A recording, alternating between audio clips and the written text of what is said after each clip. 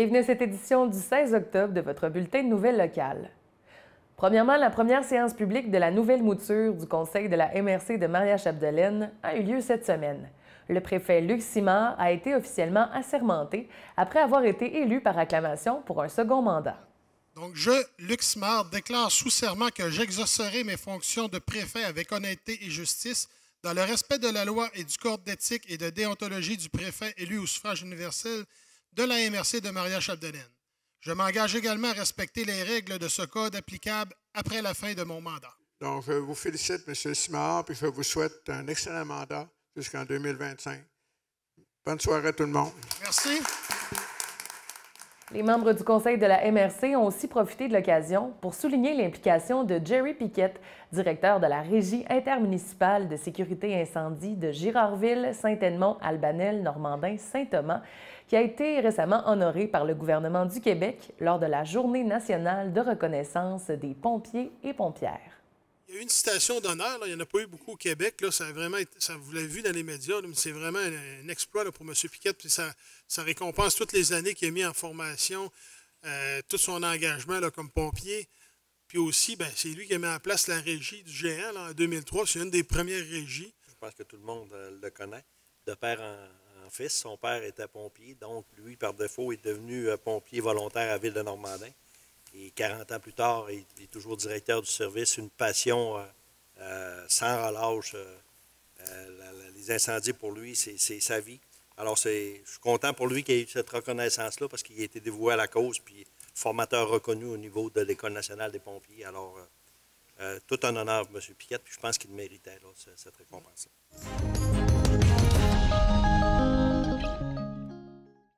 La grande marche du défi Pierre Lavoie est de retour à Dolbeau-Mistassini. C'est ce dimanche 17 octobre qu'aura lieu l'événement.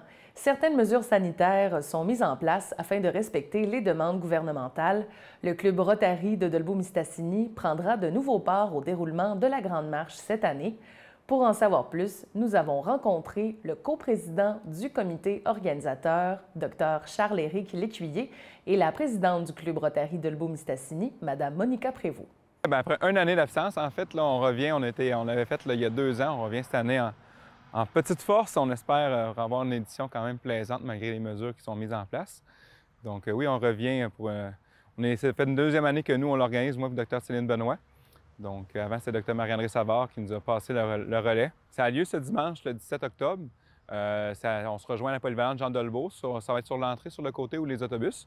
Puis c'est un départ, contrairement aux autres années, c'est un départ en continu de 13h à 14h. Donc les gens peuvent arriver n'importe quel temps là, entre 13h et 14h. Ce ne sera pas un départ à heure fixe comme il y avait ces années. Le but, c'est de limiter le regroupement, les attroupements. Donc départ en continu pendant 1 heure. On fait des parcours là, de 1, 3 ou 5 km. Le parcours classique, 5 km, mais quand même des parcours ajustés aux besoins pour les gens qui sont moins en forme ou qui veulent avoir un parcours plus adapté pour leur niveau physique. Là.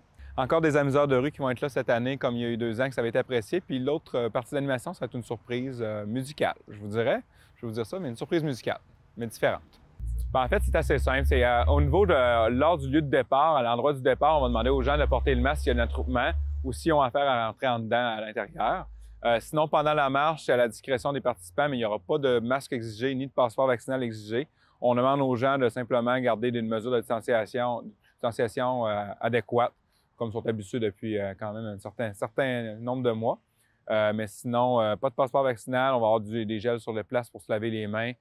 Distanciation, on peut marcher avec notre groupe, notre famille. On demande aux gens de s'inscrire en fait là, sur le site www.onmarche.com ou si on va sur le grand défi Pierre Lavoie, là, on peut le retrouver sur Internet. On demande vraiment aux gens de s'inscrire d'avance parce que ça nous évite, en fait, ça permet d'avoir le registre des présences. Les gens qui ne sont pas inscrits en ligne à ce moment-là, pour une raison X, Y, Z, vont devoir s'inscrire à ce moment-là sur le site là, à l'arrivée. En fait, le début, c'est une initiative du défi Pierre Lavoie qu'on connaît tous, là, en vélo, tout ça. C'est en fait, Pierre, il a fait une démarche avec la Fédération de médecins omnipraticiens du Québec, la FMOQ, donc c'est le regroupement des médecins, qui s'est co-organisé ensemble. En fait, le but, c'est que les médecins de famille prescrivent l'activité physique, recommandent l'activité physique, donc c'est c'est un moment, en fait, qu'on rappelle qu'on encourage les patients à faire de l'activité physique. Donc, c'est un petit peu ça le but derrière ça, la pensée derrière ça. Bien, ça fait quelques années que le Club Rotary est vraiment impliqué là, dans la Grande Marche. C'est vraiment c'est un événement là, qu'on encourage énormément. On est très présent dans la communauté. Fait que cette année, on va être là pour les inscriptions, puis on va être là aussi pour assurer la sécurité là, lors de la Grande Marche là, tout au courant de la journée. C'est une valeur qui nous tient à cœur, hein? La famille, la santé, fait qu'on sait que la santé, l'exercice physique par la marche, c'est facilitant pour tous. Puis je pense qu'avec le temps de la pandémie, c'est une belle manière de prendre soin de soi puis de fraterniser avec nos proches. Bien, en fait, après chaque année, on remercie encore nos partenaires qui nous soutiennent, qui rendent ça possible. Je commence par la Ville de Dolbeau-Mistassini, qui nous apporte un grand aide financière au niveau des ressources matérielles et mes ressources humaines sont vraiment aidants. La MRC aussi, Maria-Chapdelaine, qui représente les villes aux alentours, mais qui sont aussi un bon support financier, qui sont toujours présents lors de la marche. Aussi, je tiens à souligner la participation de la commission scolaire. On utilise leur lieu de départ, hein, donc la polyvalente, et la Caisse des jardins, qui est toujours un partenaire financier important avec nous, qui sont toujours présents. On les remercie beaucoup. Grâce à ces partenaires majeurs-là, on ne pourrait pas tenir la marche. On a plusieurs partenaires aussi qui sont présents aussi, qu'on va afficher sur le site aussi et qu'on va afficher au moment du départ et de l'arrivée, soit sous forme de dons financiers ou souvent par forme de prix de présence, de prix de participation qui sont fournis aux participants à l'arrivée.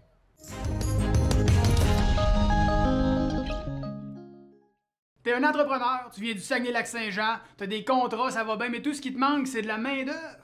Comment je fais pour le savoir? C'est facile. On en manque tous de main-d'œuvre. Tu penses-tu que moi, j'étais le premier choix pour cette vidéo? Non.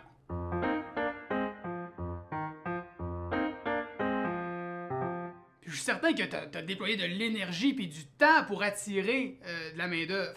Hein, t'as peut-être publié ton offre d'emploi dans le journal. Sur Internet? T'as peut-être même fait une journée porte ouverte avec des hot dogs dans le parking. Puis laisse-moi deviner, les résultats étaient pas très convaincants. Bon. J'ai peut-être une piste de solution pour toi. Là. Place aux jeunes. Là, je t'entends, là, tu dis place aux jeunes, il est complètement dans le champ, le gars avec des lunettes qui sape son café. Là. Ah non, je suis pas dans le champ, là. Place aux jeunes, c'est probablement la solution à ton problème de main-d'œuvre. Place aux jeunes. On n'est pas une entreprise qui vend de la limonade, nous autres. Moi, je cherche du personnel qualifié. Je t'explique, là. Oui, ça s'appelle Place aux jeunes, mais ils sont pas si jeunes que ça. C'est pas un organisme qui fait du recrutement d'un polyvalent. La mission de Place aux jeunes, c'est de mettre en contact des entreprises des régions avec des professionnels diplômés et qualifiés entre 18 et 35 ans. Ben quoi, moi j'ai 32 ans et je suis encore très jeune.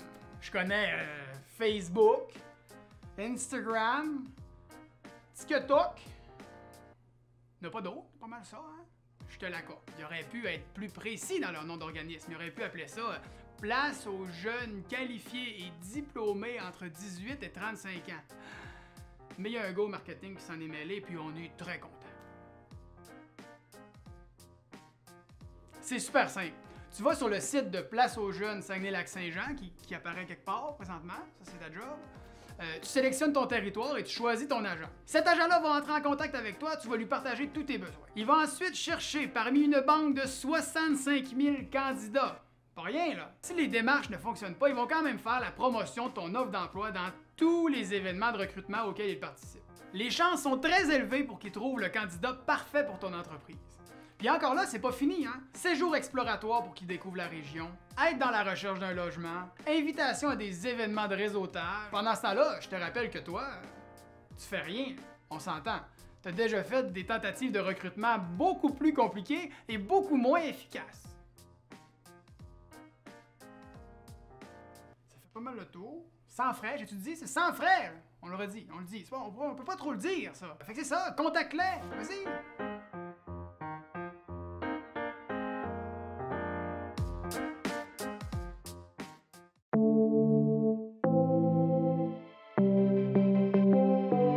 La raison pour laquelle j'ai choisi de faire l'AEC, c'est un perfectionnement dans le fond personnel. J'ai voulu suivre cette formation pour évoluer dans ce métier. Qu'est-ce que l'AEC comporte? On commence surtout par le théorique, puis ensuite on a le pratique. On a des cours de comptabilité, à faire en langue seconde. On a des cours de management aussi, comment faire avec le personnel quand on va en avoir ou si on en a déjà. Fait que dans le fond, l'AEC se donne la plupart du temps en ligne, du lundi, mardi. Mercredi, jeudi, on le fait ici. Ça se fait super bien. Cet AEC, c'est vraiment une expérience à vivre. Ça nous permet justement de toucher à tout, puis vraiment avoir un bon ensemble là, de qu'est-ce que c'est le milieu de l'hôtellerie et de la restauration.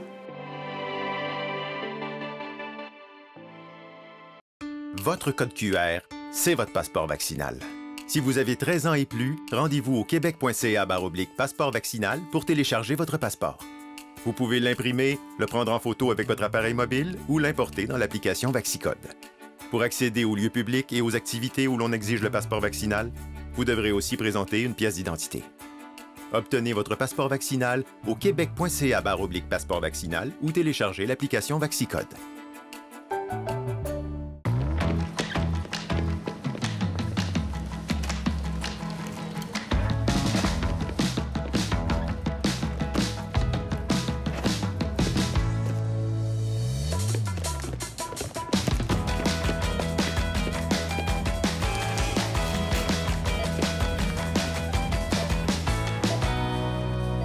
Remplacer 12 $ d'aliments d'ailleurs par des aliments d'ici, c'est le Québec qui y gagne.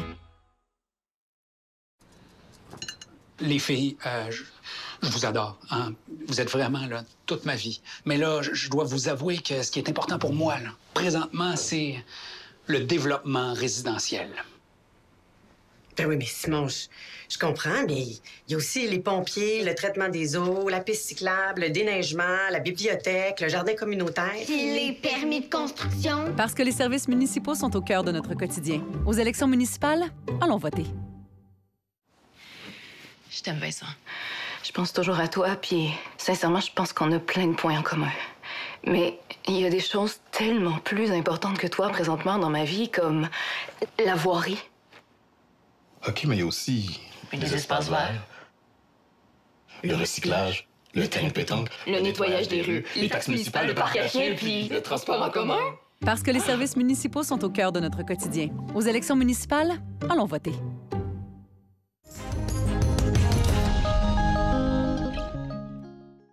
Normandin et la municipalité d'Albanel se dotent de jardins de pluie.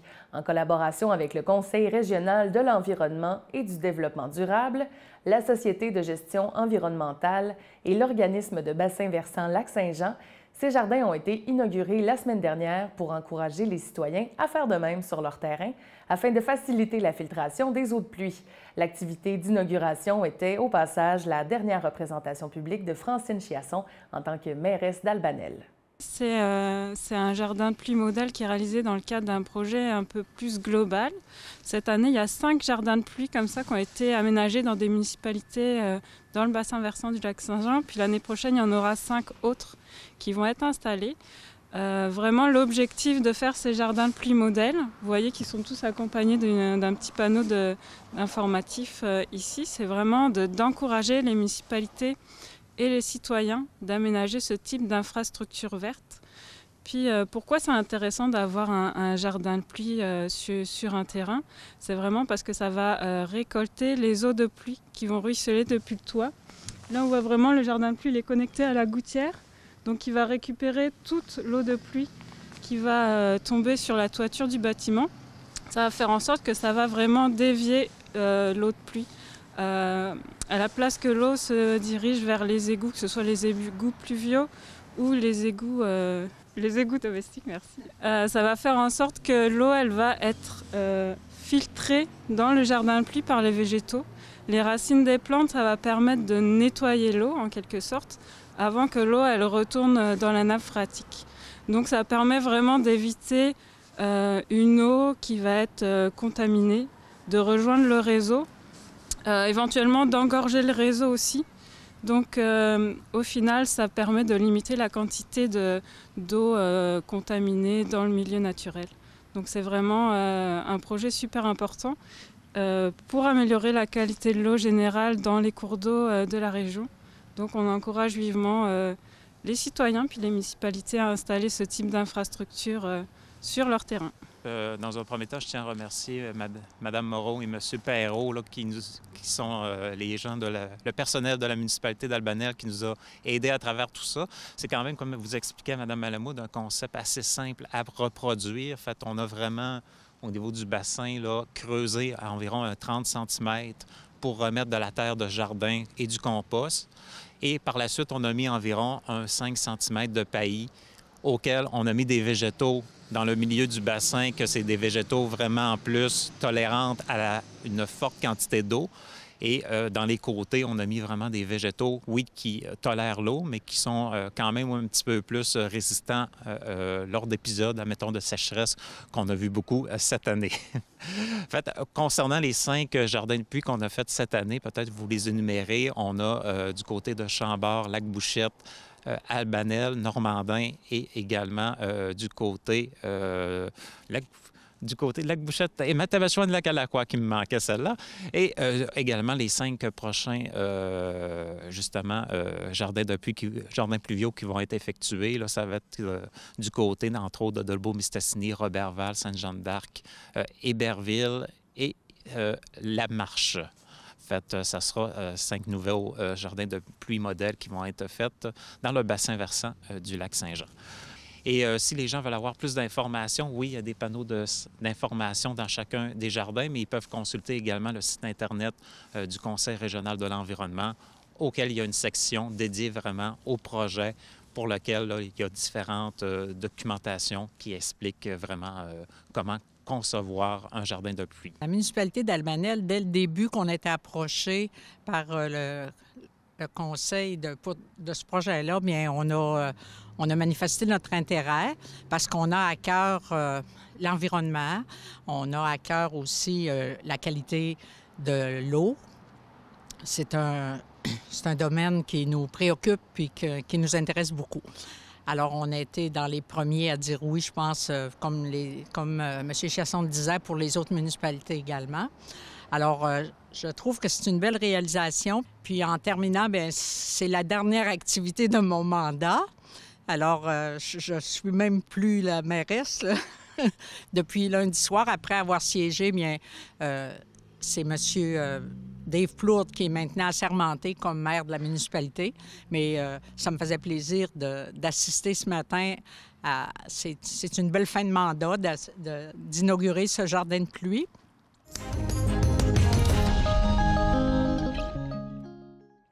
Le double défi des 2 Mario sera de retour cet hiver. Inspiré par le succès des dernières éditions, Mario Quentin et Mario Bilodeau vous invitent encore une fois à vous inscrire à la campagne de financement original qui permet d'amasser des fonds pour la Fondation Sur la Pointe des Pieds. Du 4 au 13 février 2022, il sera possible pour les participants de choisir le type d'aventure voulue, soit l'une des 2 traversées hivernales du lac Saint-Jean, ou de joindre l'effort collectif en réalisant à distance un défi physique à votre mesure. Pour plus de détails, consultez le site pointedespieds.com.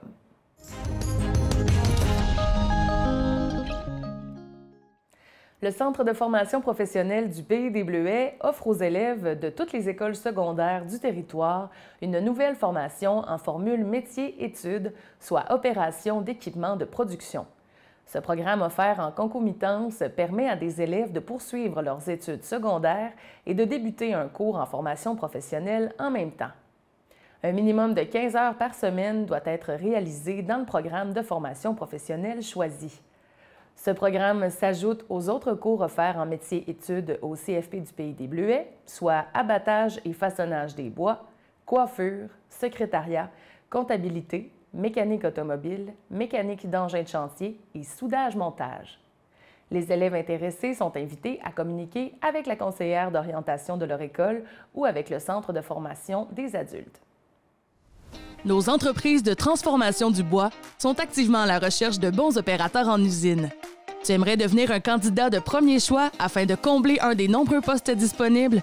Le programme en opération d'équipement de production, offert au Centre de formation professionnelle du Pays des Bleuets, te permettra d'atteindre rapidement ton objectif. Cette formation rémunérée de 870 heures se passe majoritairement en entreprise. Elle est adaptée à tous les styles d'apprentissage grâce à une pédagogie individualisée qui met à profit les techniques d'enseignement numérique. Tu pourras donc développer toutes les compétences recherchées par nos partenaires.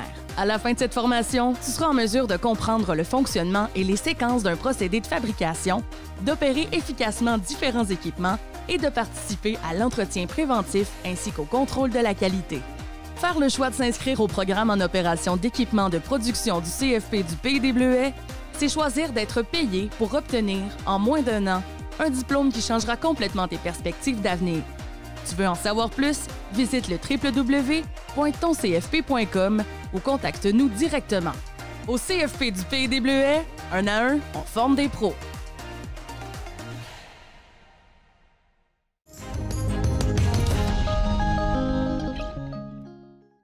Dolbeau-Mistassini a de nouveau un salon de quilles. Peu de temps après la fermeture du salon de quilles Dolbeau, un nouveau salon, la Grosse Quille, s'installe en haut de la taverne là-bas, là où était situé le premier salon de quilles de Rénal Tremblay. J'ai rencontré les nouveaux propriétaires, Roby Tremblay-Bélanger et Julie Boucher, dans leur nouvel investissement. Alors, je me trouve aujourd'hui à la nouvelle salle de quilles de Dolbeau-Mistassini, la Grosse Quille, et je suis en compagnie des propriétaires, Julie Boucher et Roby Tremblay-Bélanger. Bonjour. Bonjour. Bonjour. Là, expliquez-moi là, comment ça part un gros projet comme ça, d'où vient l'idée, qu'est-ce qui s'est passé pour que vous en arriviez là aujourd'hui? Bien, moi, je travaillais déjà dans une salle de quilles. Ça fait 5 ans que je travaillais à la salle de quilles à Rénal, à la sortie de la ville. Puis, Rénal t'es rendu là, à fermer. Il était rendu là dans sa vie, on va se dire ça comme ça. Puis, il m'a fait approcher Ghislain Lamotte, que lui, il a le budget, ce que j'avais pas. Fait que là, on s'est mis ensemble, puis on a travaillé là-dessus, puis ça a abouti à cette salle-là. Dans le fond, ici, c'était vide. C'était un vieux salon de quilles de 27 ans là, qui était ici avant que Rénal il déménage à l'autre bout de la ville.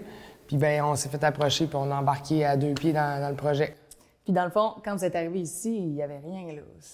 Il y avait déjà des vieilles allées de quilles en bois qu'il a fallu qu'on sorte. Mais non, c'est tout du nouveau stock. Et là, vous avez récupéré un peu de l'équipement de l'ancien salon de quilles? Non, du salon de quilles à Saint-Nazaire. OK, de Saint-Nazaire. Le Bolzibar qui est fermé à Saint-Nazaire. C'est toutes les allées viennent de là. OK, parfait.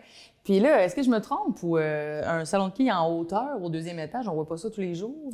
Non, c'est sûr. Ça a coûté un peu plus cher pour l'isolation, pour les voisins d'en dessous, mais sinon, il y en a déjà eu un ici. Fait qu'on savait que l'espace était là. Fait que... L'espace était vide, elle attendait juste le salon de quilles, un nouveau salon de quilles à mettre dedans. Voilà. Et là, pourquoi avoir choisi ce nom-là, la Grosse Quille? Parce que c'est des grosses quilles. Puis on vend de la grosse bière, de la grosse quille. Les grosses quilles. C'est un petit parallèle. C'est bon. Puis là, comment vous voyez ça, le futur de votre projet? Qu'est-ce que vous aimeriez développer ici? On aimerait développer la salle de réception pour les parties de famille, les parties d'enfants, toutes les sortes de parties. Avec les 6 allées, c'est juste la bonne grosseur pour avoir tout le temps full. Puis qu'il y ait tout le temps un roulement là, pour développer pour les jeunes aussi, là, inciter à venir faire du sport un peu plus comme le bowling. Essayer de développer une ligue pour enfants, pour, surtout le dimanche matin, pour qu'ils connaissent les quilles. Ah ouais, des enfants, ça peut jouer au quilles, ça? Les c'est pas enfants, trop pesant? Non. À partir de 6 ans, là, c'est pas mal. Ben moi, j'ai commencé à cet âge-là. OK. Ouais. Il y a des boules moins pesantes aussi. Ouais, c'est là. ça. OK, oui. Puis là, est-ce que vous sentez l'engouement de la part de la population? Est-ce que la réponse est bonne? Hein, oui, le monde avait hâte. Ouais. Surtout les anciens quilleurs, ils avaient tous hâte de revenir jouer au quilles. Puis l'attrait du nouveau, tout le monde a hâte aussi de venir voir, c'est sûr. Fait que d'après moi, ça va bien marcher. Comme le jeudi soir, c'est party bowling. Donc, c'est ouvert à la population. Puis là, comme hier soir, là, il y avait full. Les allées étaient pleines quasiment toute la soirée. Fait que c'est le fun pour ça. Là. On le voit que les gens ils ont le goût de venir. Même si on n'est pas encore officiellement ouvert. Oui, c'est ça. On est officieusement ouvert. C'est quand l'ouverture officielle? Ça va être au début décembre. Parce que dans le fond, on attend notre permis d'alcool. OK. Puis là, ça prend un petit peu plus de temps. Il y a toujours quelques affaires là, qui retardent. Mais sinon, aussitôt qu'on a notre permis d'alcool, on fait notre ouverture officielle. On se saoule. Combien ça vous permet de faire jouer de gens en même temps? Comment il peut y avoir Une trentaine. On peut être 6 sur une allée, donc on peut être jusqu'à 36 personnes. Ouais. 10 personnes. Est-ce qu'il y a, comment ça marche? Est-ce qu'on peut venir n'importe quand? C'est quoi l'horaire? Est-ce qu'il y a des ligues certains soirs? On a des ligues le lundi après-midi, le mardi soir, le mercredi après-midi, mercredi soir, et le vendredi après-midi, vendredi soir. Sinon, on est ouvert là, la semaine de midi à 4h30 et de 6h à 10h. Puis la fin de semaine, on est ouvert de 10h à minuit. À part le dimanche soir, c'est sur réservation. Donc, pas besoin d'être un skieur professionnel? Non, on a un rack aussi pour enfants. Oui. Qui est t'as juste à pousser la boule pour les jeunes enfants. On a les antidalo qui se remontent. On a 4 allées d'antidalo, comme ça les jeunes sont capables de faire des bons scores, puis ils sont heureux parce qu'ils font tomber des quilles. Comment vous sentez là, de lâcher un peu votre vie pour vous implanter vraiment dans un projet complètement éclaté comme ça? Ouais, on se trouve un peu fou, surtout que tous les salons de quilles que je connais ferment. Fait que oui, on se trouve un peu fou de faire ça, mais il y avait une bonne réponse de la population que tout le monde... Il y avait beaucoup d'anciens quilleurs qui s'ennuyaient de jouer au quilles, puis on a une bonne réponse là-dessus. Bien, tant mieux. Puis si les gens veulent suivre un peu vos activités, comment est-ce qu'on peut vous suivre? On a notre page Facebook, La Grosse Quille. Sinon, éventuellement, on va avoir un site web aussi. Sinon, directement venir ici là, pour voir qu'est-ce qui se passe. Mais à chaque jeudi, c'est soirée party bowling. Puis les samedis, on fait des ambiances festives. Ouais. On va essayer de faire des thématiques pour différencier aussi. L'astro bowling à venir aussi. On n'a pas encore notre installation il manque encore nos lumières puis de son, mais ça s'en vient. Tout est en conception. On est vraiment ouvert pour les joueurs de ligue pour qu'ils puissent venir jouer. Puis après ça, les petits détails qui restent, là, le monde sont bien compréhensifs, puis ils savent qu'on vient d'ouvrir, que c'est nouveau. Il y a de l'ajustement à faire. C'est ça. Ben oui, c'est sûr. Ben, on invite les gens à venir vous découvrir. Ben oui, certain. Peut-être le bowling. Vous êtes bien situé au centre-ville. Ça risque de vous amener des nouveaux joueurs, probablement. Oui. Puis, félicitations à vous deux, puis bonne continuité avec La Grosse Quille. Merci. Tu viendras jouer. Ben, avec plaisir.